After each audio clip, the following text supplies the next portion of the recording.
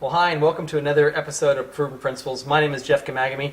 Today we're going to talk about one of my favorite subjects in the whole world. It was one of the things that when I first started in this industry, it just lit myself with excitement to understand the demographics and the trends that were pushing this whole anti-aging industry.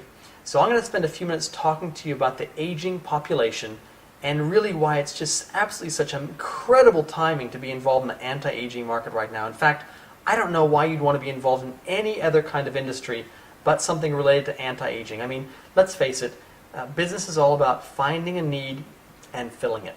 And right now, there's no bigger need in the world than to supply the wants and needs of the aging baby boom population. Let me use the board and give you a simple example, if you like, of what's been happening demographically over the last 50, almost 60 years, so we can look at the past, look at today, and more importantly, predict the future. Okay, so first I want to draw you a simple diagram. This is a diagram, I'm going to use a garden hose as an example, and inside that garden hose we're going to put a football. And that football represents the aging population, the bulge in our population called the baby boomers. Now, for those of you, I'm sure, have heard the name baby boomer, but maybe you don't understand exactly how it came about. Between 1946 and 1964, 1/3 of the population in the OECD countries were born. And what kind of happened was after World War II, the boys came home from war and they caught up with their wives and their girlfriends. And for the next 18 years, more babies were born than ever before or ever since. And this created a boom in the birth rate in the babies. And so in the 1940s, if we were to imagine this football back here in the 1940s, anything baby orientated became popular culture. And so from Kodak to Pampers, Gerber, here in New Zealand, Waddy's in a tin shed, they didn't make better frozen peas or canned goods. It just there was a bigger supply of babies to see. And those industries just boomed. In the 1950s, as this bulge here was back over here, in the 1950s we started to see the toy industries start to actually burgeon. Hula hoops, skateboards, slinkies, Barbie dolls, all the comic book characters from Spider-Man, Superman, Batman, etc. Were all produced. Mickey Mouse, Disneyland, all those things really took off back in the 1950s. In the 1960s, the baby industries were still growing, the toy industries were still growing because babies were still coming and children were still coming. But all of a sudden, the leading edge, who were born in the 1940s, they started to become teenagers in the 60s, and we started to see anything teenage-focused become a popular culture. Buddy Holly, rock and roll, the Beatles, fast cars, Ford Mustang. You get the idea.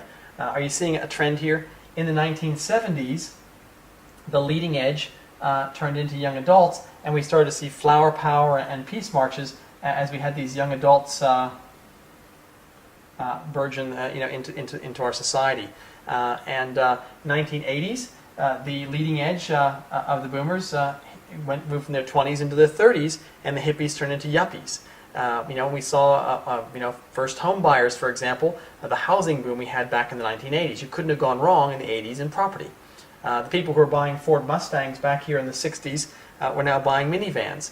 And so you can start to see trends all over based on this. In the 1990s, here, we started to see that leading generation. So here we got the yuppie, etc., the 30-year-olds.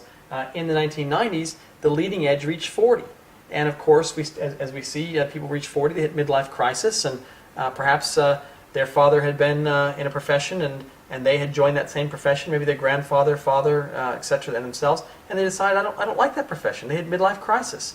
We had Deepak Chopra, Oprah, Landmark Education, Tony Robbins. We could go on and on and on. Susan Jeffers, Feel the Fear and Do It Anyway. We had this whole personal development industry just burgeoning because of demographics. The health and fitness industry is another industry. At age 40, things start to slow down in our metabolic factors, and we start to see gravity take effect everywhere, and so the fitness industry started to boom. In the last 10 years, as we moved into this new millennium here, in the OO, if you like, this generation moved into their 50s. And for the first time ever, the leading edge started to become very, very interested and obsessed almost with anti-aging. And we've seen over the last 10 years, of course, what an incredible time that's been. Today, this baby boom generation, the youngest of the boomers right now are age 47 years old. The oldest of the boomers are right now age 65 years old. Now what's interesting about that is that this generation, the entire generation, are interested in anti-aging. None of them want to get old. They're also very interested in lifestyle, anything to do with travel and lifestyle and leisure. They're also very focused on retirement. The leading edge is just on the edge of retiring right now, and most of them, 95%, don't have enough money to retire, and so they're very concerned about these things. But what's very, very interesting is, for the first time ever, the youngest and the oldest are all in that category, that life stage where anti-aging is a very, very big concern for them.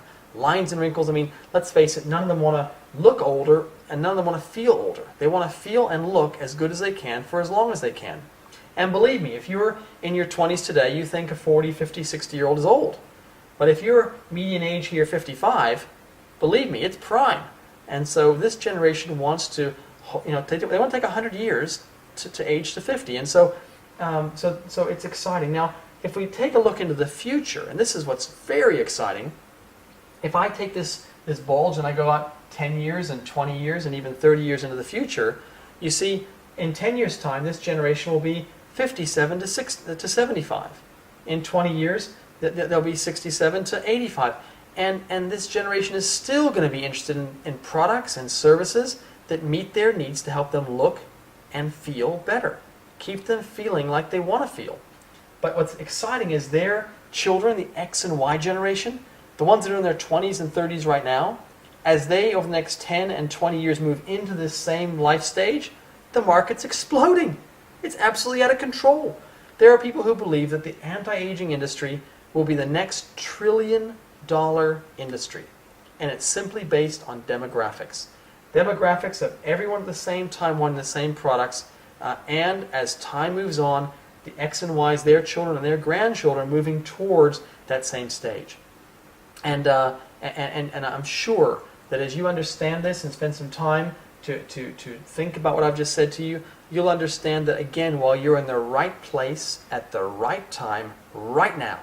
And for those of you who take action with a product like ageLOC, the technology that for the first time can actually go to the source of aging and literally reset those youth gene clusters to behave like they did when they're younger again. I mean, giving this baby boom generation the energy of a 20-year-old, the health of a 20-year-old again. Wow, you can imagine that this is going to be a massive, massive trend. So I hope this has been clear for you, and I hope you've enjoyed this episode of Proven Principles. Bye for now.